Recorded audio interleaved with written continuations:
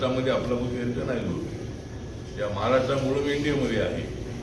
त्या महाराष्ट्रामध्ये मात्र आमच्यावर अन्याय होतो आहे. आम्हाला जागा दिल्या जात नाही आहे. पण इतर राज्यांमध्ये, बिहारमध्ये, युपीमध्ये जे मित्रपक्ष आहे या सगळ्या मित्रपक्षांना जागा दिल्या जातात. इथं मित्रपक्षांना एकनाथ शिंदे साहेबांना आणि अजितदादा पवार यांचा, सुनेत्रा पवारांचा जो एनसीपी आहे त्याला जागा देतात, पण आम्हाला जागा देत नाही आहे. त्यामुळं आम्हाला जागा काय आमच्या ताकदीप्रमाणे आम्हाला जागा द्या. फार जागा आम्ही मागत नाही. पण ज्या महाराष्ट्रातून मी दिल्लीमध्ये 3 वेळेला मी राज्यसभेवर आहे, तर त्या महाराष्ट्रामध्ये तर आमचा पक्ष रेखण्यात झाला पाहिजे. आता 12-13 आमदार निवडून आल्याशिवाय पक्ष रेखण्यात होत नाही. एवढे आमदार काही निवडून येणार नाही. 2 खासदार निवडून येऊ शकतात. त्यामुळं 2-3 जागा जर आम्हाला दिल्या लोकसभेच्या, आता अजून वेळ पुढं आहे, महाराष्ट्रामध्ये पक्ष आपला रेखण्याचा झाला पाहिजे. आणि आता सध्या आपल्या पक्षामध्ये माझा सगळ्यांना आव्हान आहे की रिपब्लिकन पक्षाचं संपूर्ण ऐक्य जे आहे ते होईल की नाही तर सांगता येत नाही. कारण माननीय बाळासाहेब आंबेडकर जोपर्यंत निर्णय घेत नाही ते शक्य नाही आहे.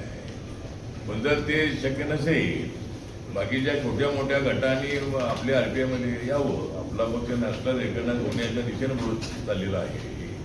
त्यामुळं मध्यंतरी आपल्या योगेंद्र कवाडे सरांच्या सोबत अनेक वर्ष राहिलेले मिलिंद सुर्वे यांचा एक गट होता, महाराष्ट्र पीपल्स पार्टी. तर त्यांनी आपली पार्टी बरखास्त केलेली आहे आणि तो आपल्या पक्षामध्ये सगळ्या गटाचा आलेला आहे.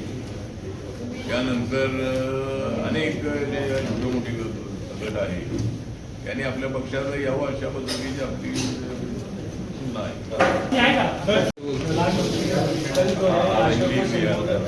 प्रधानमंत्री नरेंद्र मोदी ने कहा है, मुझे लगता है कि जिस तरह माननीय प्रधानमंत्री नरेंद्र मोदी जी ने अपने मन की बात में और जो स्टेटमेंट दिया है, उन्होंने मतलब जो बात बताया बात नहीं है, महिला आरक्षण को रोकने का काम किया और ये पाप मतलब उनको जिंदगी में भुगतना पड़ेगा और ये उन्होंने भ्रूण हत्या की है, ये भी मतलब उन्होंने जो बताया है उनके मत से मैं सहमत हूँ.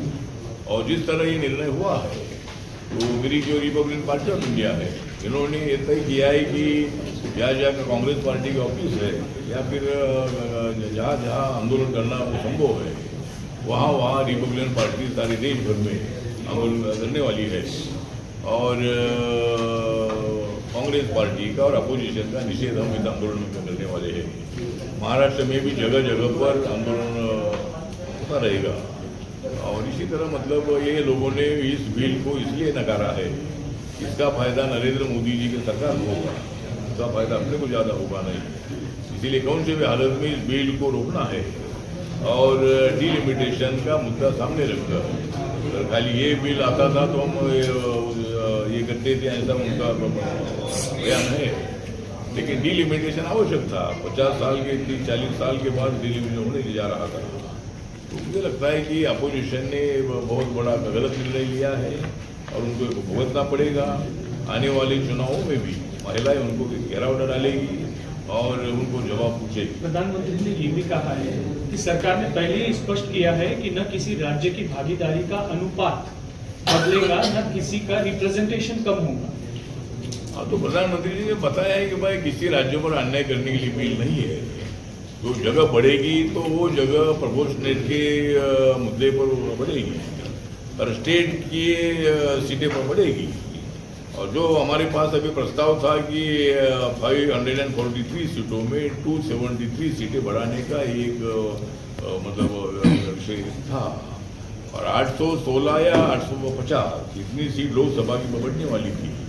उससे जो लोकसभा के क्षेत्र में छोटे हो जाते थे, विधानसभा के क्षेत्र वो भी छोटे हो जाते थे. और जितनी आज सीटें हैं तो उसमें जो 33% सीटें हैं, ये सीटें हर राज्य में बढ़ने वाली थी, लोकसभा की विधानसभा की. अभी साउथ इंडिया पर अन्याय होगा ये बात सामने लाई गई. लेकिन आज भी नॉर्थ इंडिया में कई राज्यों में सीटें ज़्यादा है. महाराष्ट्र में 288 सीटें हैं, और वेस्ट बंगाल में 294 सीटें हैं, यूपी में 403 सीटें हैं।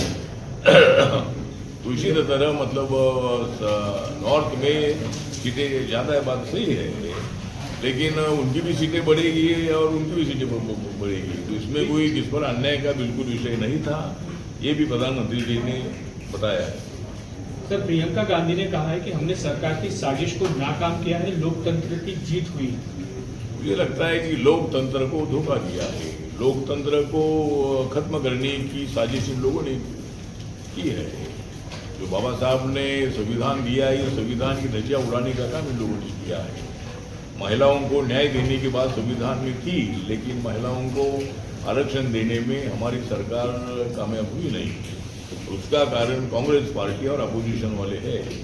इसीलिए मुझे लगता है कि ये जो निर्णय कांग्रेस पार्टी ने लिया है तो ये बहुत बड़ा गलत है और ये लोकतंत्र का विजय नहीं है, लोकतंत्र का पराजय है, ऐसा हमको लगता है। 5 राज्य के चुनाव के चलते कपिल सिब्बल ने कहा है कल कि 5 राज्य के चुनाव चल रहे हैं और नरेंद्र मोदी ने जिस तरीके से जनता से संबोधन किया है वो कहीं ना कहीं आचार संहिता का उल्लंघन है।